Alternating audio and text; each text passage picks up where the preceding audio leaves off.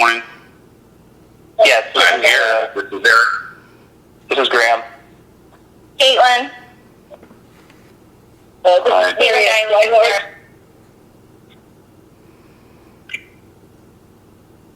Good morning. Well, this is new for all of us, but Graham, if you're okay, we can go ahead and get started. I think we have 9:30. I don't think you're waiting on any more of your team to appear.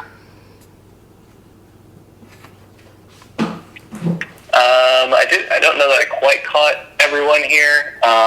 Maybe I'll try doing a little bit of a roll call. So I know I heard Eric. Is Caitlin with a C here? Yes. Okay. Caitlin with a K? Yes. Fred?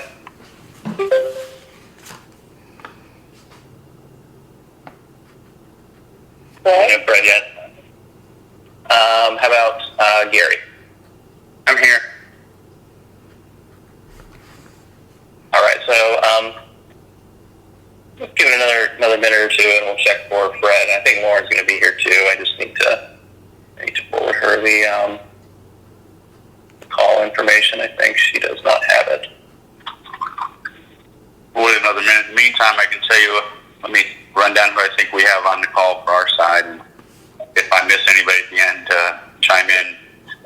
I've got Stan Giannett, Darrell Clark, Melissa Hartz, Billy Gabbard, Pam Novalsky, Ed Goldsby, Marcia Austin, Amy Anderson, Kevin O'Farrell. I miss anybody else from the administration team? Donna Brzezinski. And Donna is on. Michelle Godwin. I am. Yep, thanks. Michelle Godwin here as well. I got Donna and Michelle. Tony.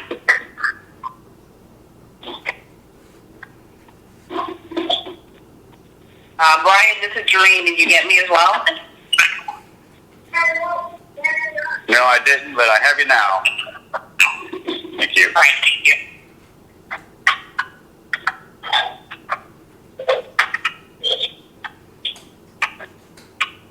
We'll give it a minute. Just let us know Graham, when you want to begin. Brian, this is Caitlin Guiley. Is this being recorded, and if so, how can we access the recording? Yes, and when we get started, I was going to make a couple announcements, and that was one of them. Once Pam Nadolsky is running the conference call-in line, and she is going to make a recording, we can provide you a copy of the link or post it so that we all have the same recording, since we're not in our traditional setting. Thank you. Hey, Brian, this is Marshall Ogletree. I'm just sitting in for a little while this morning. Morning, Marshall. Hey, good morning. Okay, let me check again and see if either Fred or Lauren have been able to make their way in. Fred or Lauren, are you guys there?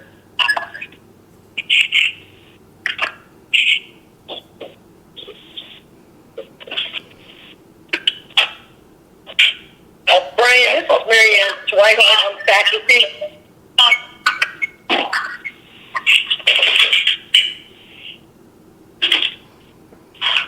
Good morning.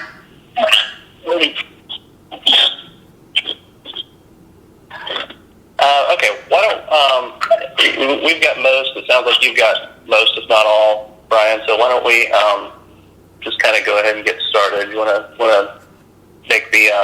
make those couple of housekeeping announcements you were referring to? Sure. Let's go ahead and get started. This is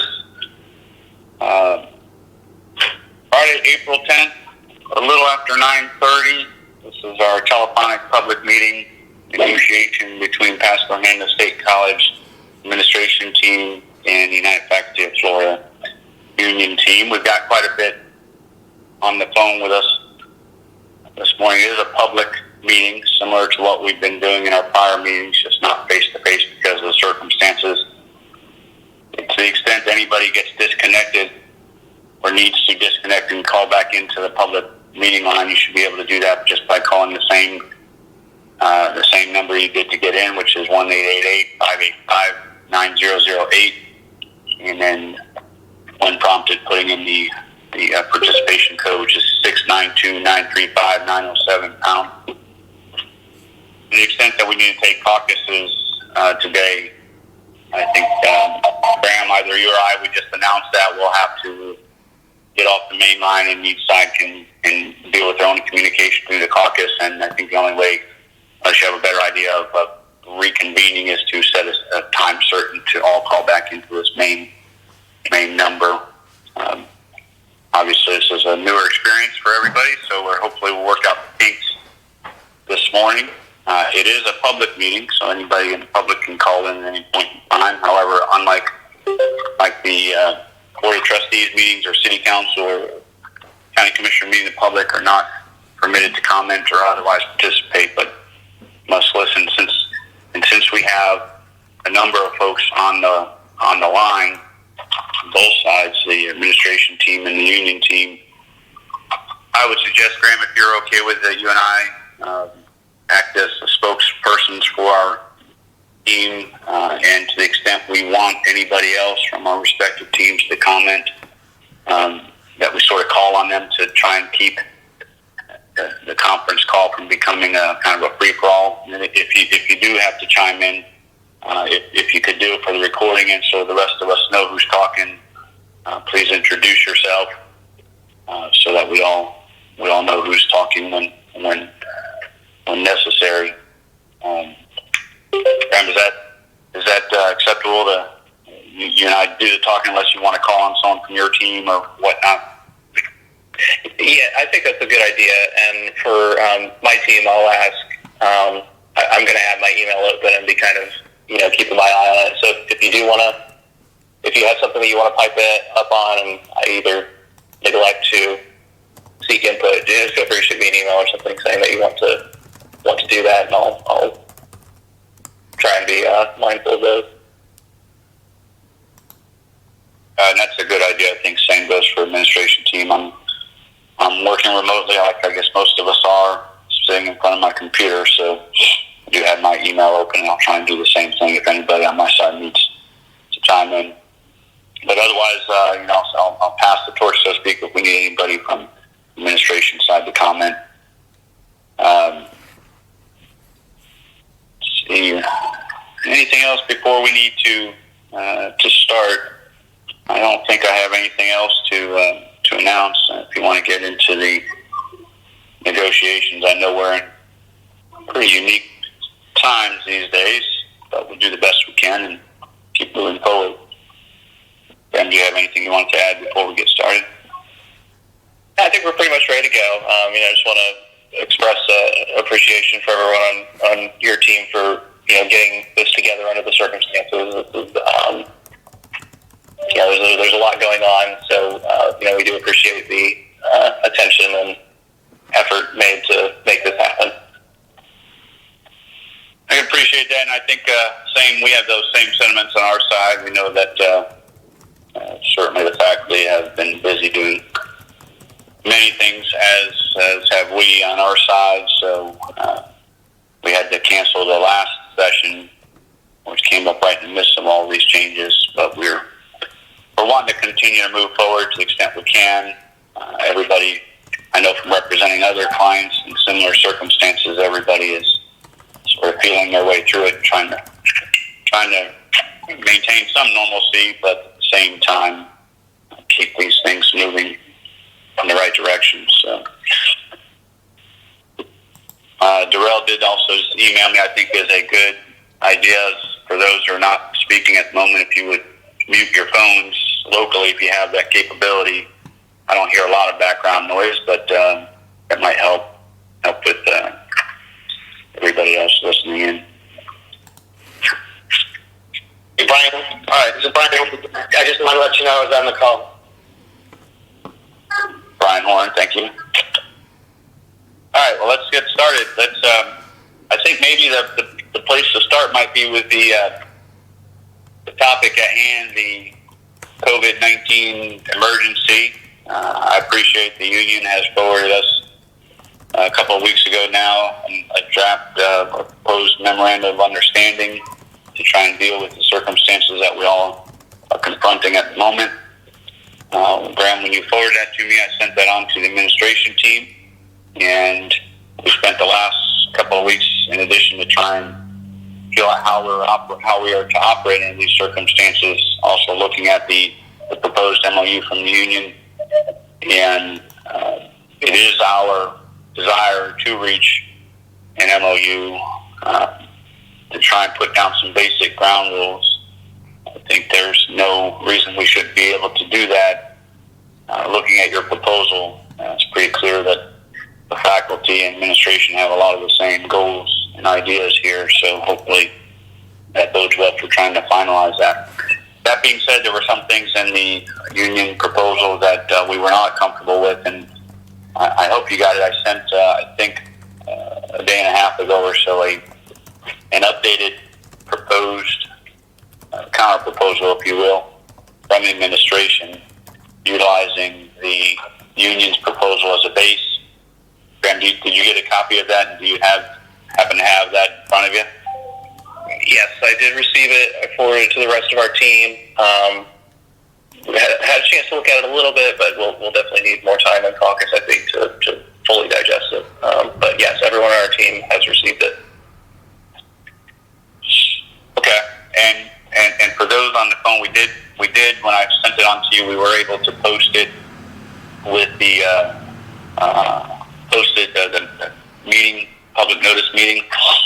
So for anybody listening that doesn't have it, you should be able to go online to the college website, the events website, and there'll be a link to the public notice for the meeting that will contain the MOU draft. So, well, given the telephonic nature of this, if you have that in front of you, what I'll do is just kind of walk through a few of our changes, just so you understand where we're coming from.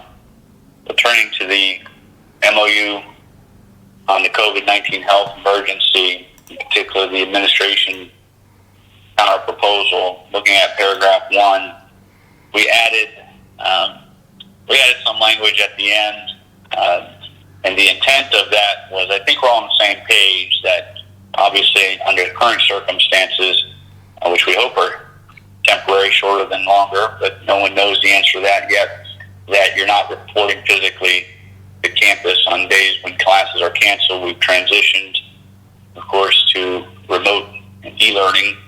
And what we added at the end there, the sentence, and I'll just read it for those who may not have it in front of you. We added, the provisions of this paragraph shall not apply in the event that the college reinitiates face-to-face instruction completely or partially for any current or future classes. Faculty should monitor all communication channels and be prepared to return to campus when instructed and as needed. So that's just a recognition of the fact that there's a lot of uncertainty right now as to when this is going to happen. But of course, the hope is that we do return face-to-face. I don't know that it's looking all that likely, certainly across the board for this semester, but at some point in time that'll happen. The other thing that we wanted to make sure we had this caveat here for is that there are some programs which have the face-to-face component, clinicals and whatnot, that have been, in my understanding, been kind of temporarily sidelined for the moment, but at some point in time, we're likely to need to have that face-to-face instruction, something done with that, whether or not it's a workaround of some sort, or to reinitiate that face-to-face component with certain precautions and things of that nature. I don't know that any decisions have been made as to how to do that yet, but at some point in the future, there's going to have to be decisions made. So we wanted to make sure that paragraph 1 left us with the flexibility to do that if it became necessary. So that's really where the partial comes in, where there may be a particular component that may need to be reintroduced in a face-to-face type setting. Of course, all precautions would be taken if that was required.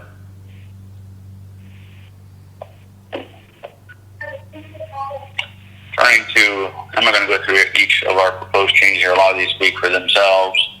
Here, I think the next few paragraphs were all basically on the same page with the general premise. Paragraph 2, 3, 4, 5, we're just tweaking the language a little bit. We certainly concur that, as the union proposed in paragraph 2, for example, that remote working arrangements not a substitute for productive work. we're all kind of feeling our way through the situation, and we have to focus on productivity. But obviously the goal is to continue to turn out productive work, whether you're working remotely or whether you were there on campus. So really these are just tweaks to the language.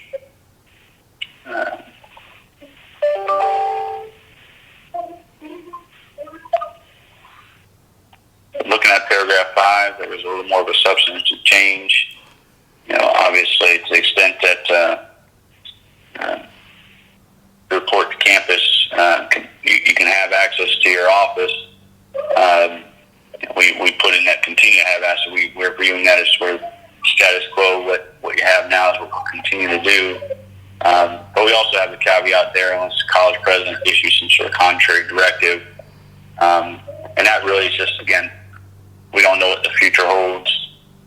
What we're allowing right now, our intent is to continue to allow, but if something takes a different turn that we don't perceive, where we have to completely shut off everything, and we need the flexibility to do that. That's not the intent right now, though.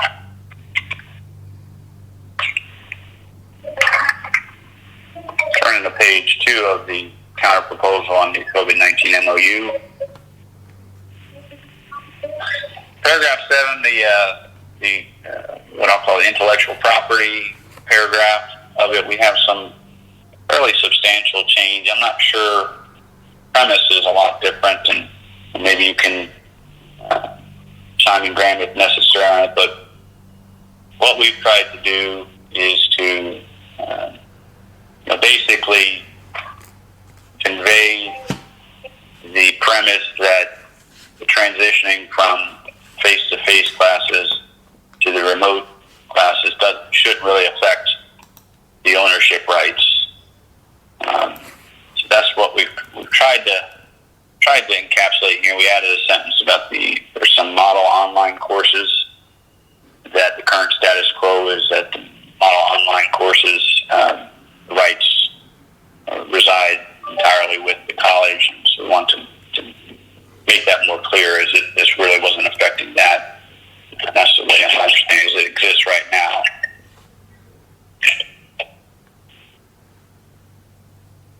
Right. This is Graham. I don't think anything that gets transitioned online as a result of this would be part of a model online course anyway, sort of by definition. So, yeah, I don't think that was. I think those were two different things. Yeah.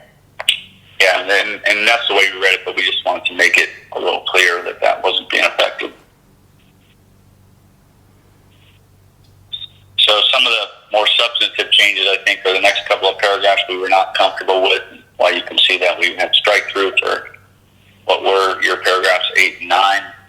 Our view on the evaluations and things of that nature, I don't think there's a fundamental difference of opinion here, that there's no intent on the college's perspective to hold people accountable for the challenge of moving from face-to-face instruction to remote instruction in terms of using that as a way to go and start dinging people on the evaluations. We're a little uncomfortable putting the language that you had here was a little too black and white, quite frankly. Performance is still expected, I guess, is the bottom line from the administration, but everybody's taking a very pragmatic approach. We understand there are challenges. You can see the challenges, I think, on both sides, not just at college, but throughout most employers and businesses and governments having some of these same challenges. So there's not any real intent to penalize folks that are really putting forth the effort, even if there are some hiccups in the road. On the continuing contract thing, we had a fundamental disagreement with that. We were not willing to agree, certainly not at this stage, with a lot of the uncertainty, just a blanket extension on that, which is why we struck paragraph 9. 9, our paragraph was a new 9.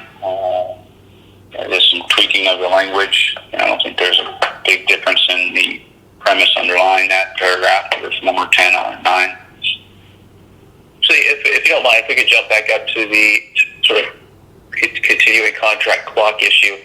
I'm just interested if you could sort of talk about that a little bit more, because this was one of the things that some of the other institutions where we've been having similar negotiations, some of them actually did it unilaterally on their own. Others thought it was a great idea. So I'm just kind of interested in hearing a little more about why you guys didn't think that was a good idea. Yeah, I'll give you my 2 cents. Maybe ask Dr. Jeanette to weigh in as well. But and the way we're reading your proposal, on one hand, we're at the stage right now this year where we're already at the end of the calendar, if you will, end of the clock for anybody going into consideration for continuing contract. To the point that we didn't want to just provide it an extra year when we were already at the finish line, so to speak. To the extent that we're looking at for folks who are looking at achieving the continuing contract status next year or the year after, current circumstances might require some extension if it were to be prolonged, certainly, but at this stage, the hope is that we're not going to be under the circumstances long enough that it should set that timetable back where you need an extension of a year for that. So I think that's kind of where we were coming from. To the extent that if this does linger on longer than everybody anticipates, I don't know that we would not entertain something like this, but if we're back to normal in a month or two, I realize normal means a lot of different things at this point in time, but if we are, then we view this as kind of premature. Dr. Jeanette, is there anything that you wanted to add on this language in the continuing contract? Yes, thank you so much, Brian.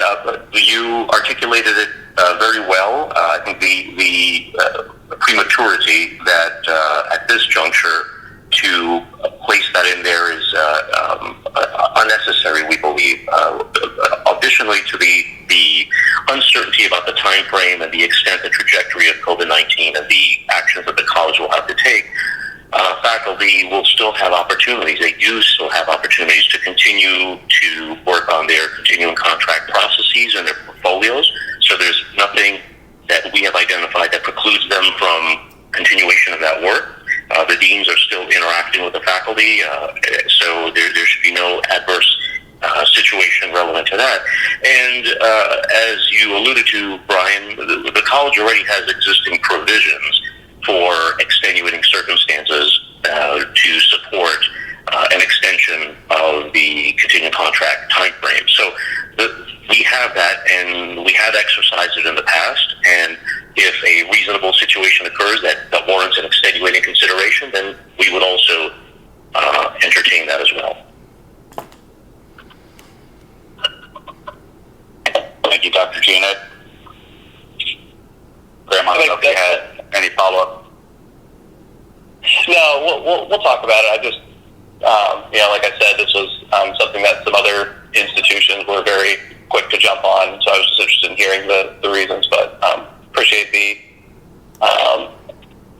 explanations. We'll talk about that when we talk it. Okay, so continuing our paragraph 10, the remote fulfilling office hours remotely and committee meetings and whatnot, we're on board with that. We just want to make it clear that was until the state of emergency expires. I think that was the assumption, but we want to specify that. Next paragraph, our paragraph 11, which we added. We wanted something here to one, make it clear that these were pretty unique, drastic disruptions that we're all facing. But we also, we want to have language in here that faculty are still expected to fulfill their duties, albeit some in a little bit different way. But one thing we're not entertaining at this point is any additional compensation. We're viewing it, quite frankly, as everybody is still working under the same assumptions that we were when some of you were doing your instruction on a face-to-face level and now doing it remotely. but at this point in time, the expectations and the productivity and the job responsibilities the assumptions really haven't changed. And that's really what all there is to the counter proposal from our perspective. Obviously, it's a developing situation. I think everybody understands that. So the way I read the MOU and certainly our proposal is, as things change, there's nothing that prevents us. And the continuing contract situation may be the kind of thing that, as an example, if down the road circumstances change, nothing prevents us from getting back together and discussing and negotiating tweaks where necessary. The hope right now is by summertime, certainly by fall of next year, we're back to a more normal situation. But I'm certainly not the expert on that. I've seen a wide range of opinions as to what's going to happen in the next couple of months. So we all have to be flexible, I think. But that's where we are in the MOU. So, Graham, unless you have other things or if you want to put it off to a conference. Yes. Yeah, I have one question. Again, I'll just remind my team if any of you guys want to speak out, just shoot me an email or a text or whatever, and we can do that. But I did have one question about your paragraph 9, the last sentence that says faculty are required to document their office hours.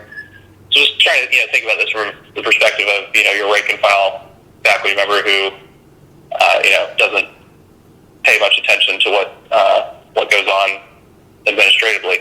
I'm assuming that this is there not because there's any sort of distrust in whether faculty will actually do it, but that this is somehow required for audit reasons, documentation that the duties are being fulfilled as required in order to receive funding and that sort of thing. Is that correct, or is there some other reason for that? No, I think that's correct. I don't know that we put that language in there simply out of distrust. We do want folks to document to the extent that we need to check it, or to the extent that there are any issues that come up.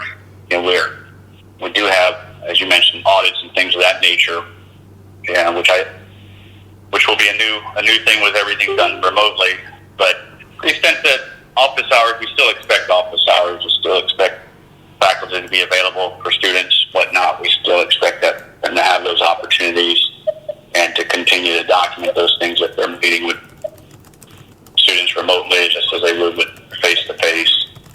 We kicked around, just so you know, a little bit as to what that meant, and should we put something very specific on how to go about documenting. We ultimately did not include that language, just because the circumstances vary, and we're not, at least from my view of it, was not necessarily looking to bog down with everything going on right now and how we do things bogged down with more and more paperwork. But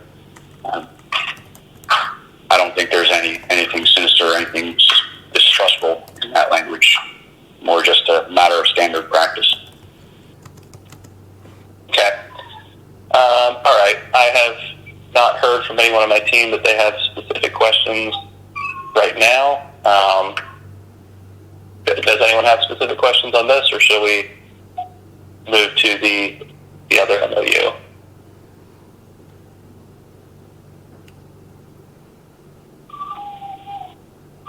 Okay, well, not hearing anyone speak up, Brian, I think we're ready to move to the next topic. Give me 1 second. I'm going to pull that up. I thought I had it, but the next topic, and I probably should have said this at the outset, but I know when we left off last meeting, which is early March, I think, we had prepared or discussed continuing the discussions over certain articles, such as committees and the access to the facilities and things of that nature. And because of everything that's happened between now and then, we've shifted gears. I think I conveyed this to you, Graham, but today really the only things we are ready to talk about are these two MOUs. This one that we just covered, as well as we still would like to talk about the MOU on the department chairs and program directors. And we've had a couple of sessions where we went back and forth with this, and just to set the table for anybody who may be joining from the public. But we have a current MOU in place, the department chairs and program directors, that dealt with this topic for this current academic year. And in the under the premise that we're using that sort of as a guide to see how it worked this year, and then trying to tweak it, that's where we proposed initially the updated MOU, and you did a counter proposal. We had some discussions last time, and we have had some discussions over the last couple of weeks here on our side, some of those. And if you have that in front of you, the gist of our proposal that I sent to you a day and a half ago or so is that we're basically reiterating our prior proposal. And we did, I think, in our last session, agree on a couple points, and we've incorporated them. But for the most part, we've given some flexibility the last time around on some of the courses that can be taught over the summer. Added some language about the nursing programs in particular, to try and give some flexibility. But we're otherwise revert back to our initial proposal from February, I believe it was. So the proposal that you have looks very similar to that one, with those couple of tweaks from the last go around.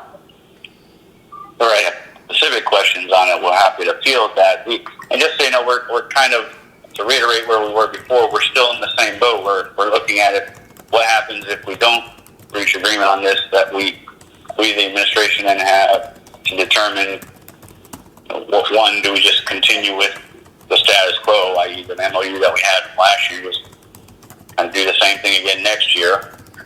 We prefer not to do that, because I think each side recognizes that there should be some tweaks here at a minimum. And then two, if not that, and no new MOU is forthcoming, do we change it up? And I know we talked last year about using an administrator position and reallocating some of these duties to administrators and as opposed to the faculty, those kind of things. And I can tell you that no decision has been made on those kinds of things, but there is still somewhat of an urgency, even if it was on the back burner a little bit, in the sense that if we don't reach agreement here, at this point in time, then we're running out of time, I guess, to get people in these positions if they're going to change. There's also, we talked about just assuming that there's interest, they're rolling over the current appointments for another year, things of that nature. Any of that we can discuss if you want.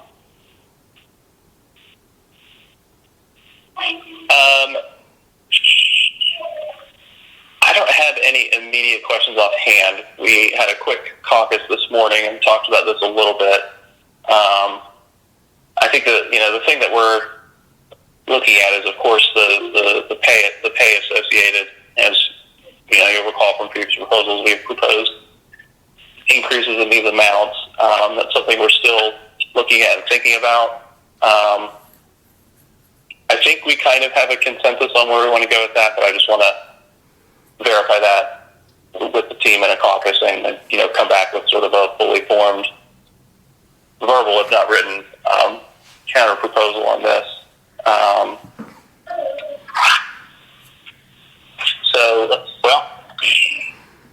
Unless you have other things to add at this point in time, I don't have anything else, and I haven't received any emails from my team here. So we'd certainly entertain a caucus if you wanted to do that now. I think it might be a good time for that. Let's see, it's a little bit after 10 now.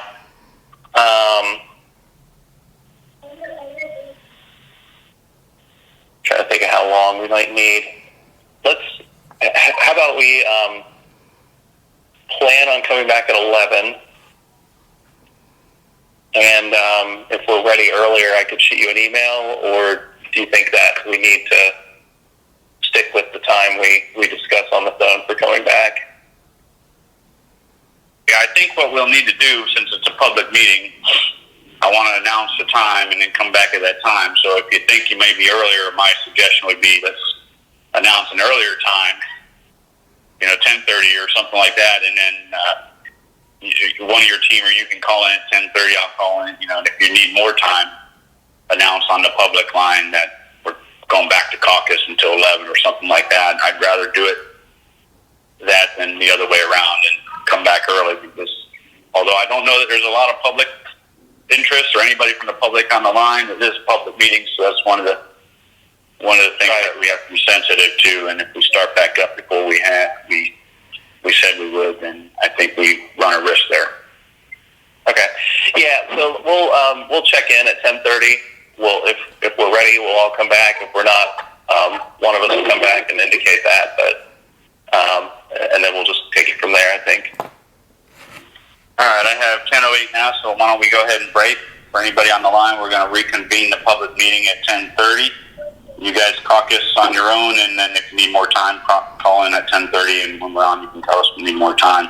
For anybody on the administration team, Pam should have sent around, I think she did, in the calendar invite, there's a conference call number for our caucus, and I'll call in on that now. We'll see you guys at 10:30. All right. Wait.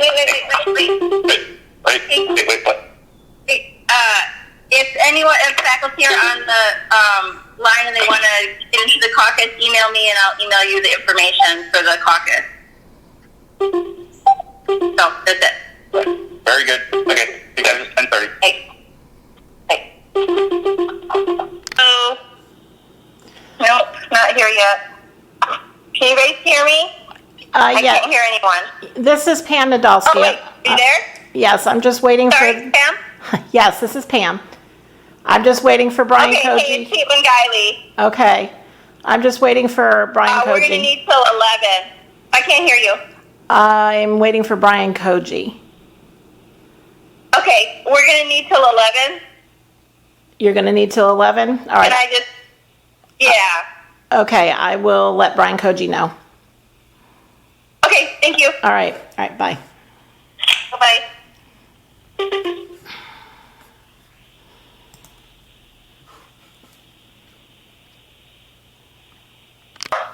So why don't we reconvene the public meeting, the negotiation session between Pasco Hernandez State College and the United Faculty of Florida.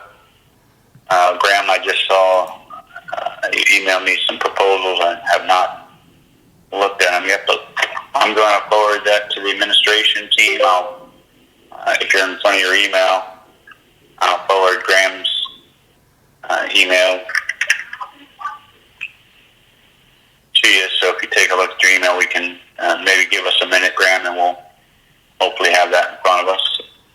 Sure.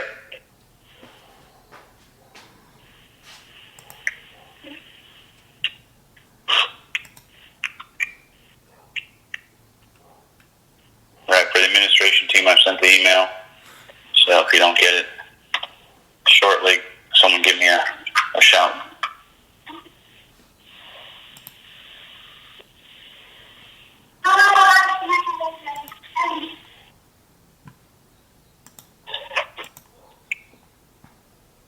So yeah, we sent counters on both. Maybe we'll start the department chair one, and I'll just, something I meant to put in the proposal, but I'll just explain out loud. We were just trying to get this done timely. But as you'll see, once you open the proposal, we are proposing, again, an increase to the stipends for the department chairs and program directors. What we discussed in our meeting, and this is our position on it, just didn't, in kind of the rush to get here, didn't get to writing a line down about it. But what we were thinking is, since this is a one-year MOU and we're sort of trying things out,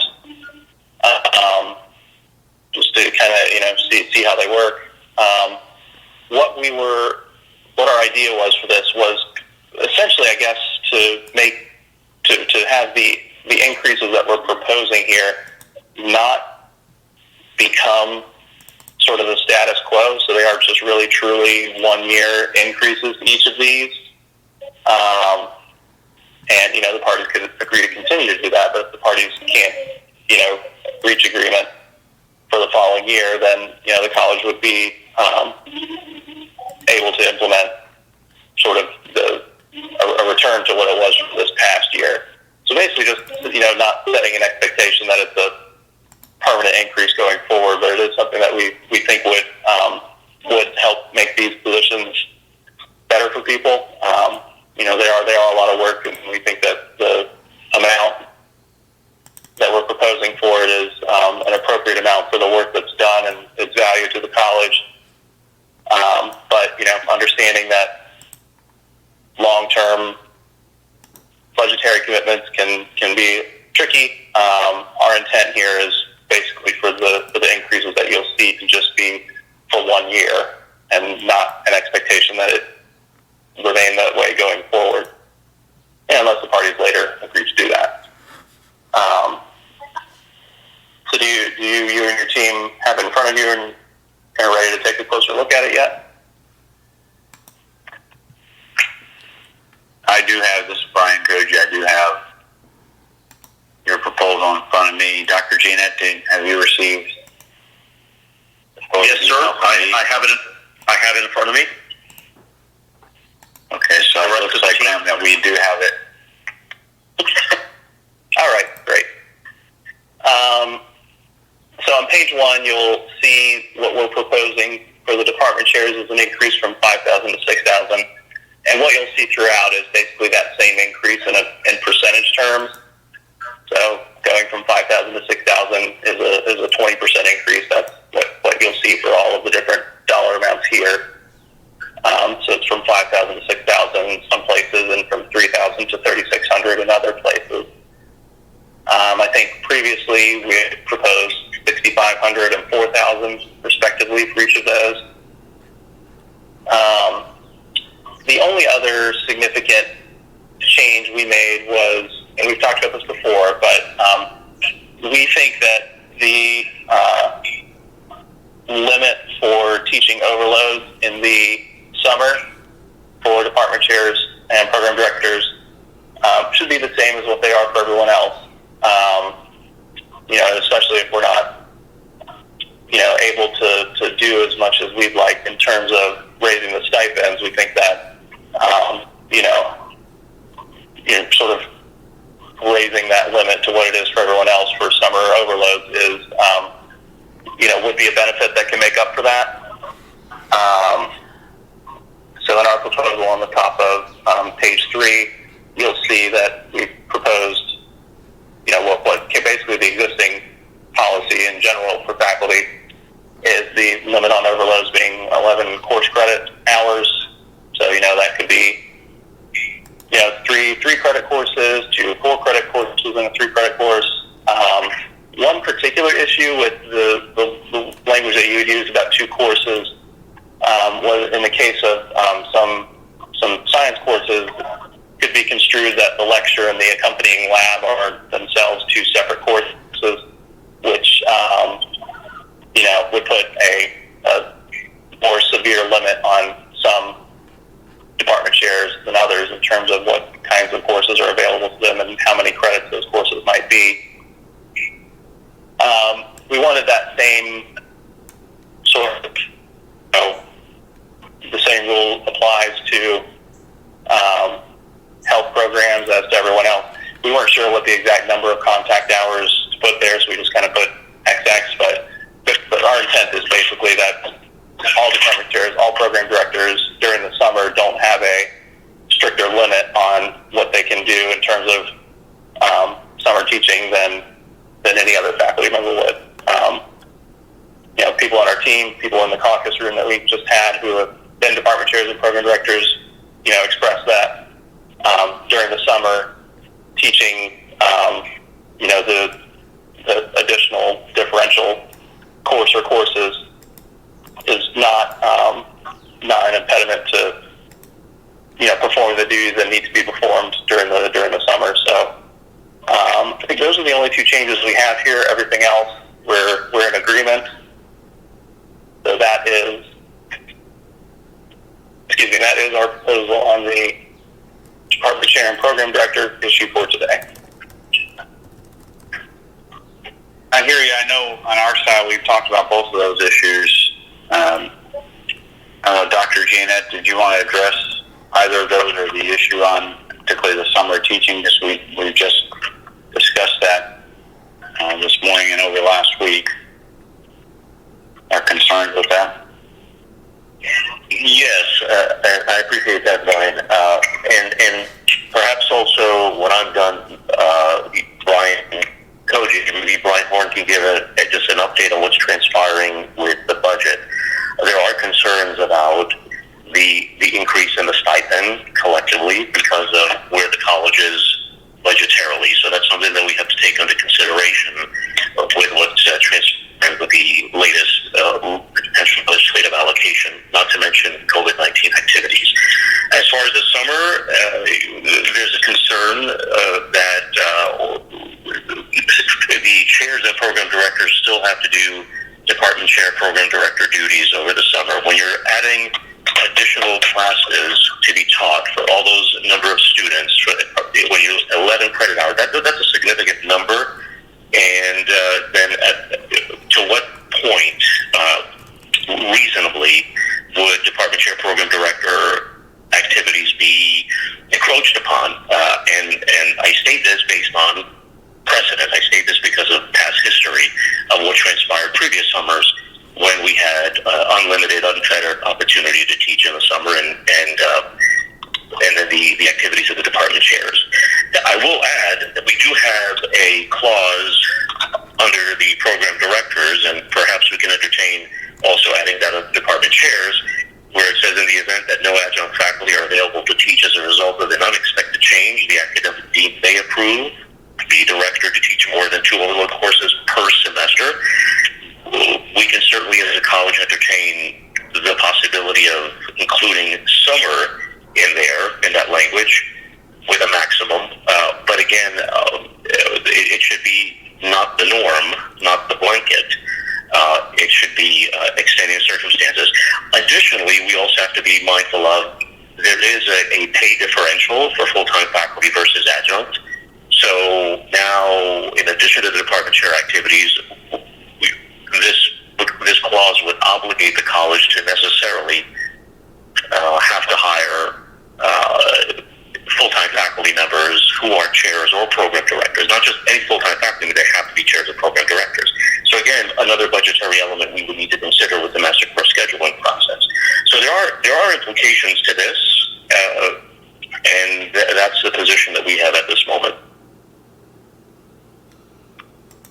Following up on that, I don't know, Brian Horn, did you want to comment? I know on the budget side of it, because we also did, Graham, we did look at that long and hard before the recent circumstances.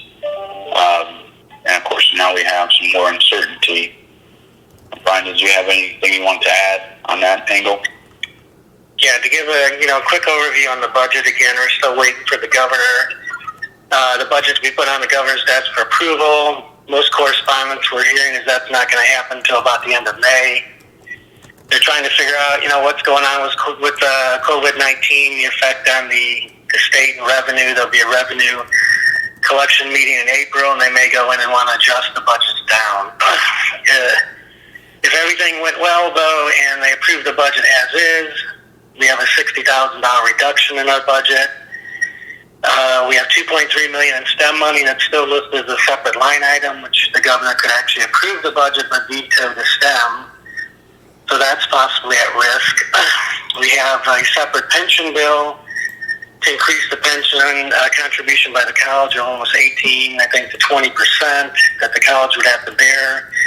Estimated cost on that is about $450,000 to $500,000 of increased expense the college would have to cover. Again, that's a separate bill, so the governor would have to either approve it or disapprove that. We have other cost increases for the year coming up we got to cover before we even really get into anybody requesting for any new type of funds, which includes a $140,000 increase in property insurance. We received no money for the IPAC Center for operating expense, which will open this fall, that we need to cover. As Dr. Jeanette indicated, the concerns over enrollment decline and the effects of the COVID-19, what that'll have on us, we're still trying to really figure that out. And again, for the second year in a row, the state didn't receive funding from PICO funding for building repairs that we usually get over $650,000 to $700,000. So the last 2 years, we have not received those funds. So that's creating hardship there, trying to come up with additional dollars to try and maintain the facility. So that's kind of where the budget situation is at the moment. Okay. And maybe go through the other MOU, Graham. My thought is we'll need to take some short caucus. I'm not optimistic on us agreeing to either of those suggested changes, but let us, in light of Dr. Janet and Brian's comments, but let us break for a few minutes once we go through the other MOU and let me see what the consensus is and be able to respond. Okay, sounds good. The COVID-19 MOU, again, here, we've sort of accepted everything that we were good with, and the changes that you see are our changes to your proposal. We're okay with everything in paragraphs 1 through 6. And paragraph 7 just had a couple of really more clarity things than anything else. The first sentence, we just wanted to emphasize what the sentence is about is, the fact that faculty have these ownership rights over their face-to-face classes. That's kind of who's being referred to as having those rights.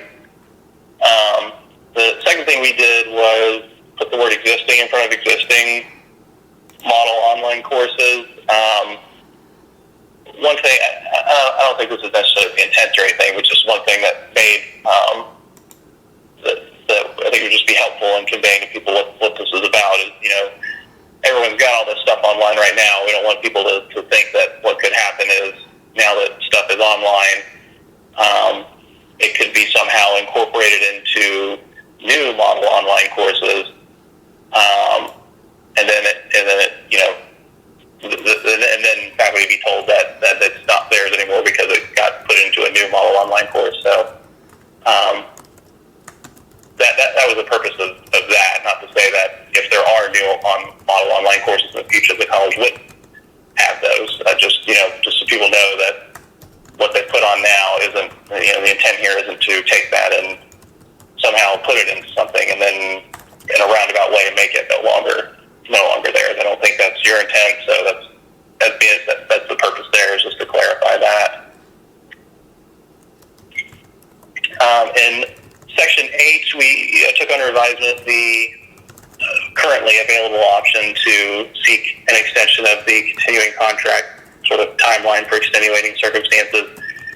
And really it just put in here, it's only additional flexibility for the college, really. It's, the language that we agreed to in the continuing contract article we signed a couple months ago, which I don't think deviates too much from policy on this point, but it says you can get up to an additional year for extenuating circumstances.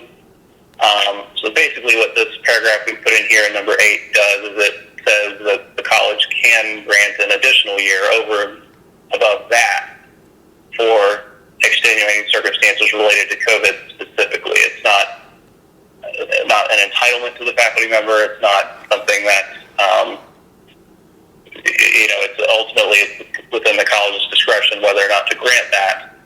But it's really just making it possible for the college to do that if it felt it was appropriate in a situation.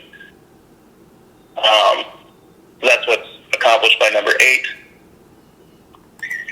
And number 9 was brought to our attention that offices and classrooms doesn't necessarily cover all the relevant workspaces that need proper cleaning during this time. So we just kind of put in a general other workspaces designation here. There are labs and things like that are, every bit as appropriate to maintain normal custodial services for.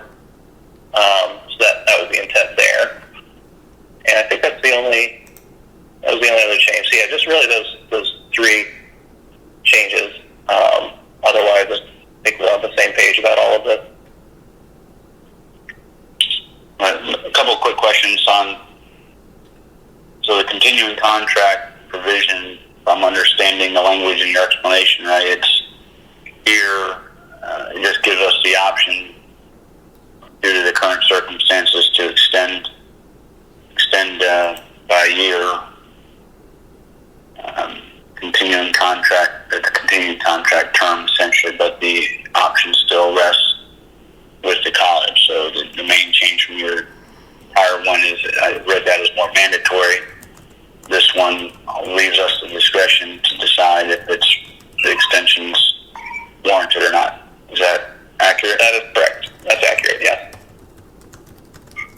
Okay, we'll talk about that on the caucus. On 9, by the way, we did have some discussion while we were caucusing on 9, brought up that we probably will want to add that sentence where you add other workspaces, which I frankly don't see that as too controversial from our perspective, but we probably will want to add at the end of that as phrase as needed or as necessary, something along those lines, with the administration reminding me that we do have custodial service and we'll maintain all of these areas, but in light of the fact that most everybody's working remotely, the custodial services and one of the areas we're hoping to try and save some costs they may not be cleaned on the same schedule before. In other words, you clean a classroom, take an example today, but no one uses it over the next week. They're not necessarily going to go back and clean it again next week or whatnot. If it requires it, they will, and there'll be some custodial staff still working probably throughout, but so I don't know that that's too controversial, but we may add that in there, something along those lines. Okay. Why don't we do this? Unless you have other things on these two, why don't we take another quick caucus? I have 11:22, maybe come back at 11:35. I don't think it'll take us too long to talk about these two issues. Yeah, sounds good. All right, let's break on the caucus administration team, if you would call in on the caucus line, and we'll plan to reconvene on the public line here in about, looks like 12 minutes, 11:35. All right, my team will join the Zoom meeting again. So, all right, talk to everyone soon.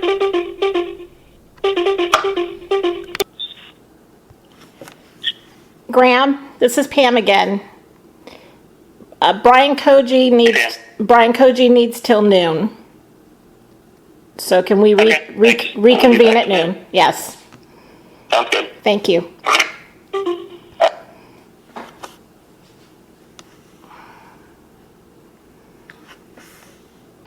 Hi, Brian. It's Graham Picklesheimer. Hey, Graham, we should all be joining back in now. I'm sending an email right now with a couple of counters.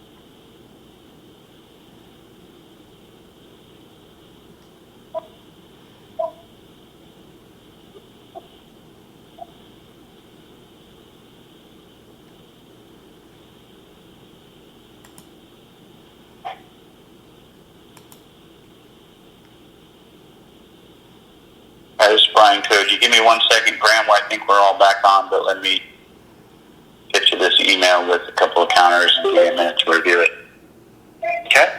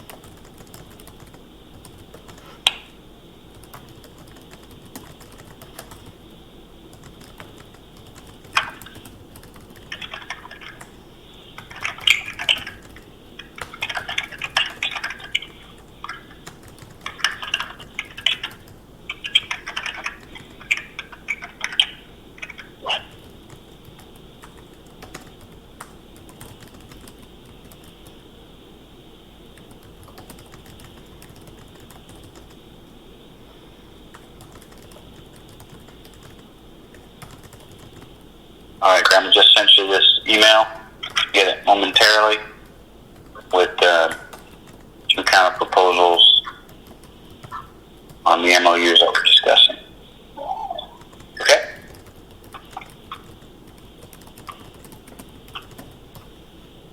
For those on the administration team, I'm going to forward what we discussed to your emails as well.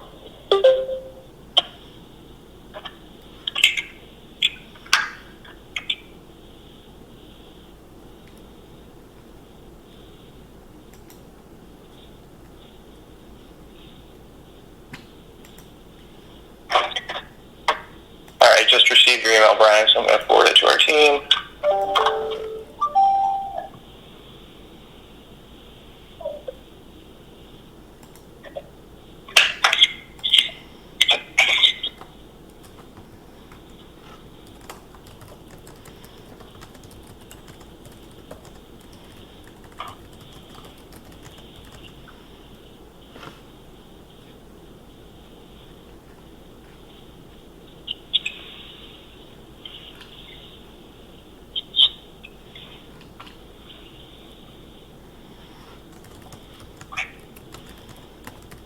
Graham, I suggest maybe we'll start same as you guys last time with the MOU on department chairs and program directors.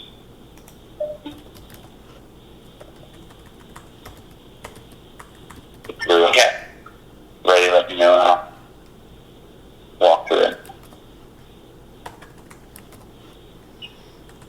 Yes, I've got it in front of me. Really, it's two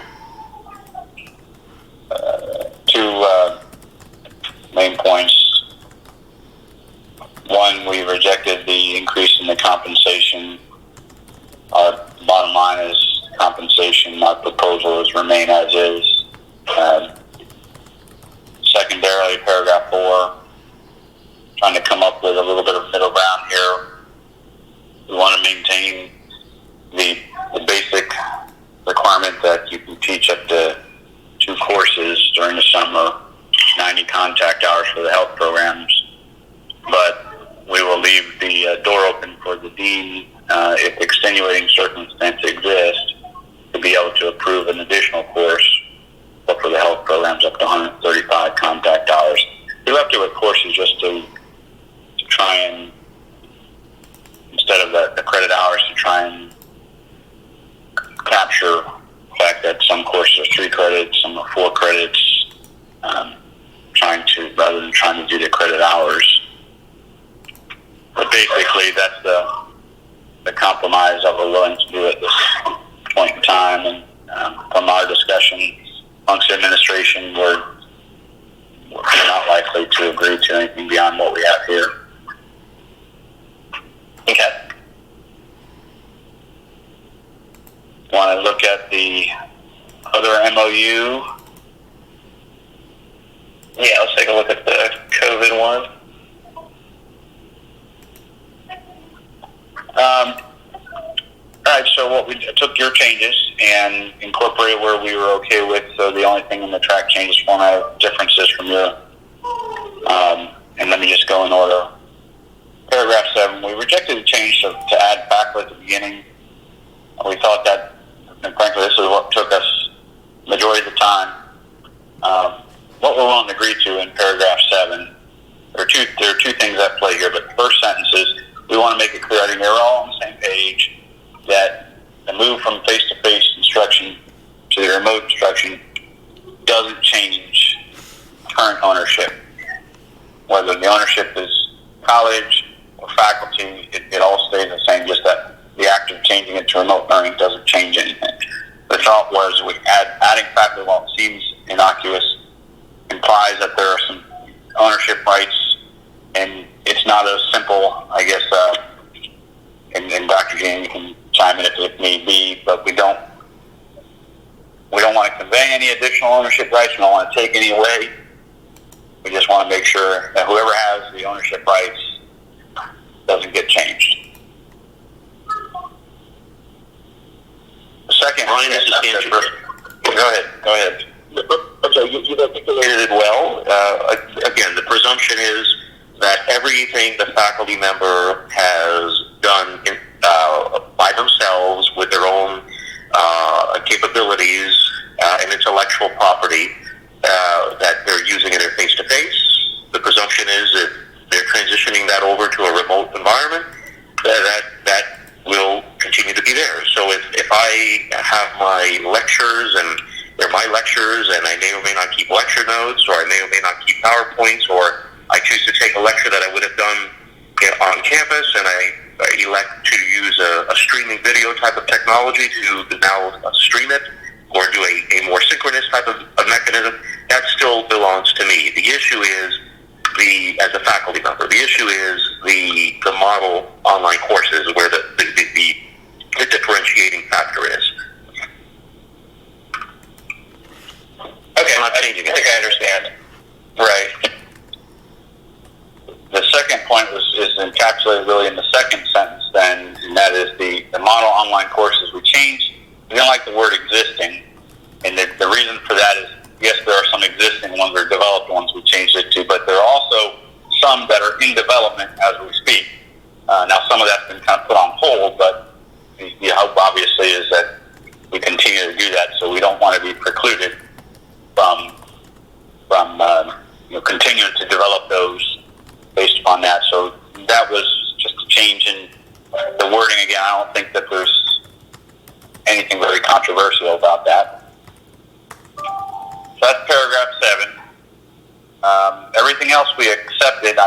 We did add and accepted your change to paragraph 9 in terms of the custodial services. We did add that phrase, as needed, just to capture that some of those services, to the extent no one's using, some things may not need to be as robust as they were in the past. We might be able to save money, but everything else I think we accepted from your proposal. Okay. All right. I think all the changes you made are pretty straightforward. I don't know that it'll take us too much time to discuss. Want to try to come back at 12:25? That's fine for me, and we don't have anything else to discuss today. We do have a meeting set up 2 weeks from today. My thought, and this is I haven't conveyed yet to the administration team, but is that we'll likely, to the extent we move forward with it, which is my hope, we continue to move forward, we'll have to continue to do it through this telephonic format. We have and are still looking at other things like Zoom, which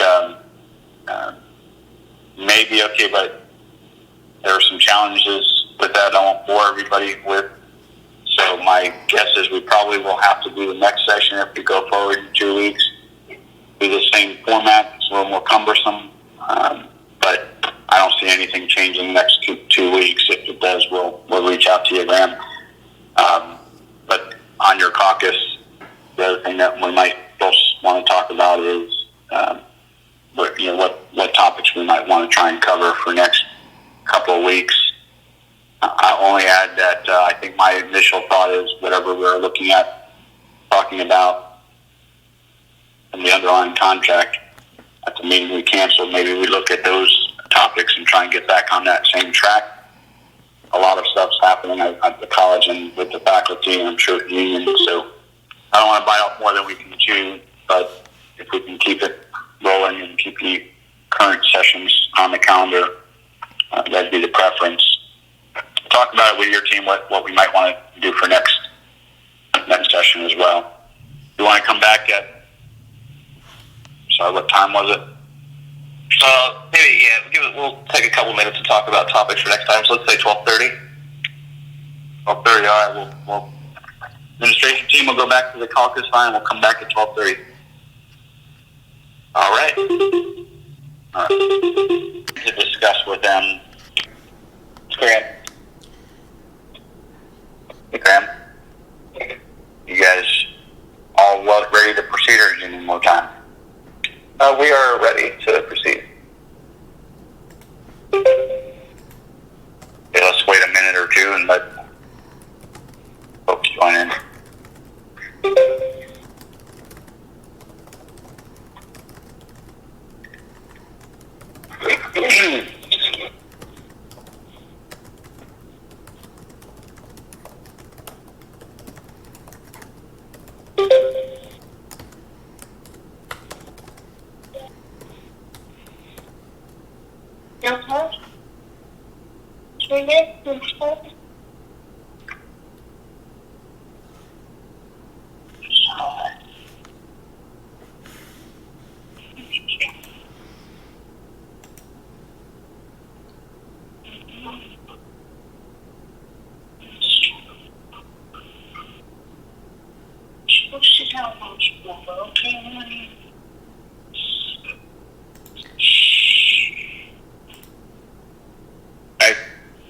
This is Brian Koji. Graham, if you're ready to proceed, unless you think you're waiting on anybody else, I think we're probably good to go.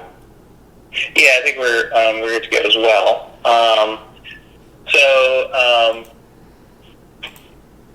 Long story short, we're willing to sign both of the MOUs as presented. I think the COVID one, I think we're pretty happy with. The Department Chair Program Director one, have some reservations about, but in the interest of just moving along and getting something into place for next year, we can live with the last set of changes that the college proposed.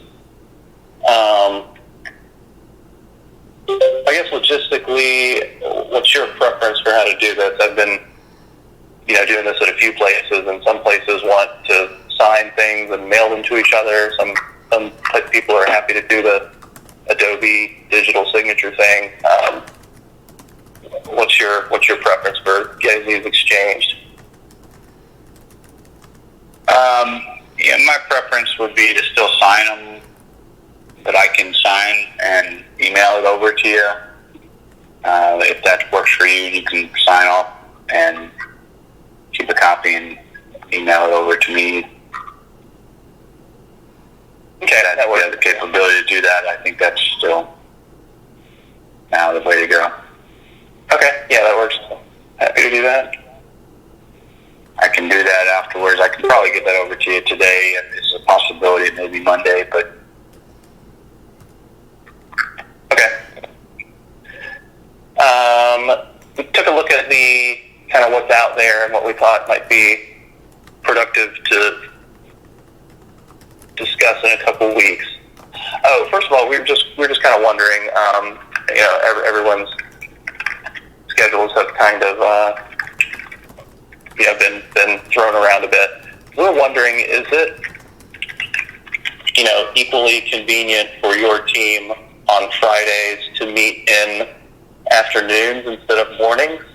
If it's all the same to you, that's a little bit easier for us. No. But if not, we can still make mornings work. So just wanted to check on that. I don't know that we need an answer immediately, but This is Pam Nadolski. Can I just chime in there? If we're going to use the main conference number, I have reserved it for 8:30 on April 24th, and it is being used in the afternoon. So we have it for the morning. okay. So and Graham certainly not for. Yeah, this is Stan Giannett. I'm sorry. Yeah, I just wanted. We also have other meetings on Friday afternoons. For instance, the Council on Academic Affairs, and a sizable number of faculty are on that committee, so that would conflict as well with a CAA meeting. That also uses this conference phone. Right. Okay. Well, it sounds like it. In 2 weeks, it's definitely not an option anyway. So we'll talk about it and see what we think works best, whether it's Friday morning or some other day or time. But I think we can still make Friday mornings work if that's what's best. Just thought we'd ask. Okay. As for topics, just kind of looking up my list here. I think our previous plan was to continue trying to sort of work through some of these sort of, I guess, smaller ticket items, you might call them, things in Article 9 and Article 14. There's a variety of them that I think we've talked about doing or made proposals on recently. I think in our March session, we made proposals on 9.6, 9.7, 14.14, and 14.17. So those were kind of, currently in the mix before the world changed here. We also made up Read those numbers to me again, Graham. One more time. 9.6 and 9.7. and then in 14, 14.14, and 14.17.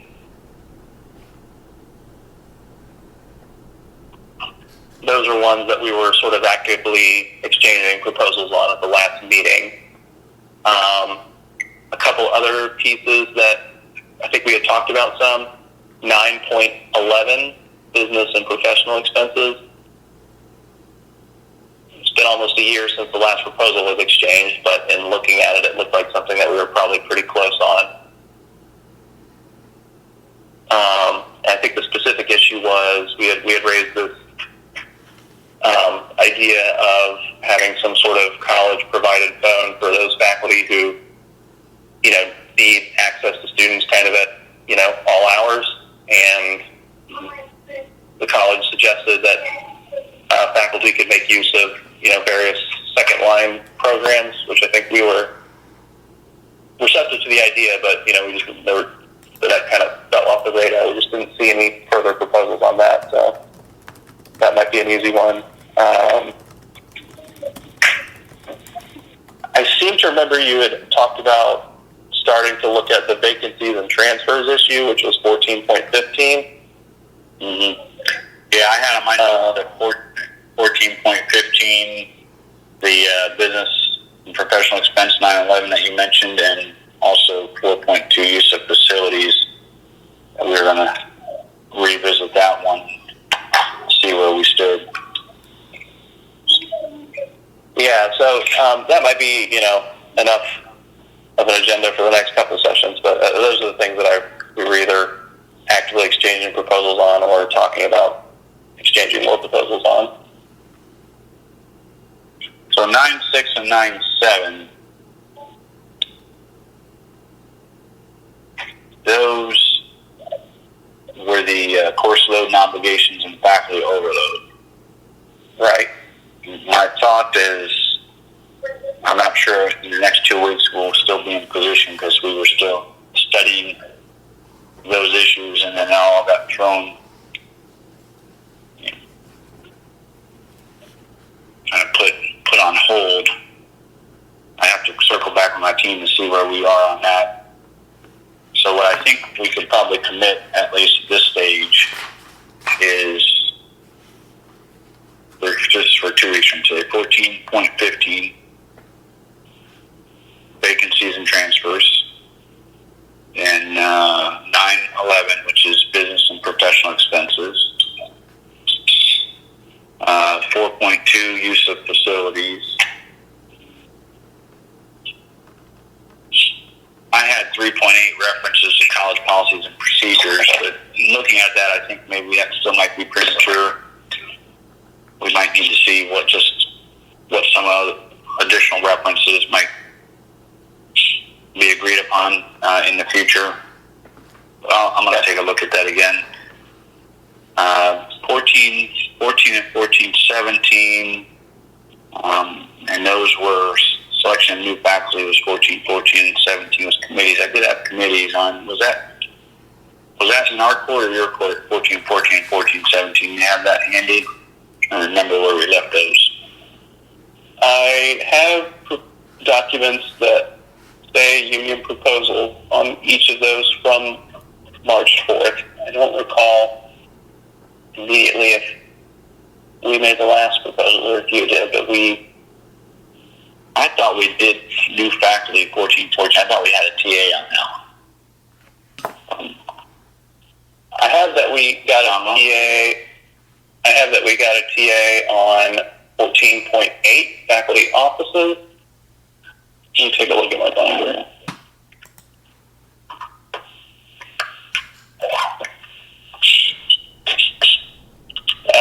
No, you're right. I didn't have that written down, but yeah, we do have a TA on 14.14. And 14.17,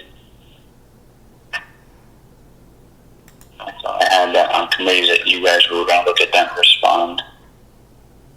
I'll take a look at it. Maybe I have to. I'll put it on my list on the same day. I'll put it on my list too, and we'll see. So right now, here's what I have then for next time. 4.2, 9.11, 14.15, and 14.17. And of course, as with anything else, if there's anything that comes up or others that you want to pose, we can certainly talk about it. But those four, I think that's probably good for 2-week turnaround. That's good. If I remember correctly, I think we've got sessions scheduled basically every 2 weeks in May. Is that your recollection? Pam, do you know every 2 or 3 weeks, or no? Was this the last one? Could be thinking of another location. I have April 24th as the last one in my calendar. All right, I'm thinking of somewhere else, and so maybe we need to start circulating dates. I don't know that we need to do that over phone, but maybe by email. I can get some dates beyond that and send them your way as well. Sounds good. All right, I have nothing else to add unless you do. Anybody, administration team, have anything that they need to add? Yeah, Brian, this is Stan Giannett. Would you like to share our movement post-board approval of the MOU regarding the existing faculty chairs? Thank you for reminding me, Stan. I have a note here. I'm staring at it and mentioned, but for the since we have a TA on the department chairs and program directors, we'll bring it to the board of trustees for approval. We don't anticipate any issues with that. Unless you have any heartburn with it, the thought that we would do is administration will reach out to those currently in the role and basically advise them that if they want to maintain their position in those roles, that we're okay with that.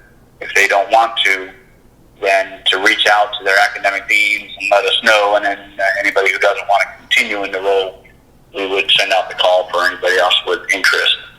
But the thought is at this point in time to give those currently in the role the opportunity to maintain it for the next year, the first shot at it. Unless you think there's some issue with that, that was our intent if we got an agreement on it. Okay, I mean, that sort of sounds reasonable to me. I'll defer to team members if they have any differing opinions. Anyone on the team have another view of how that should work?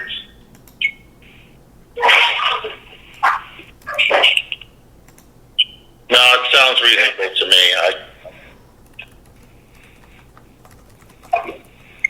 right, well, it sounds good. What interest? Go ahead. Oh, Caitlin Diley thinks it sounds fine. Caitlin Downing does too. Yeah, I think the bottom line is if anybody has, if there's someone in the role that doesn't want to, that we're going to let everybody know to just reach out to the academic dean so that we can move on it sooner than later and make sure that we get that at least taken care of. With that, I think we're pretty much done for today. I appreciate everybody's cooperation with the technology is not the best. But we'll continue to work on that and try and make progress. All right. Thanks. Appreciate all the work. All right, guys, stay safe. See you in 2 weeks. Or talk to you in 2 weeks. Yep. Thanks.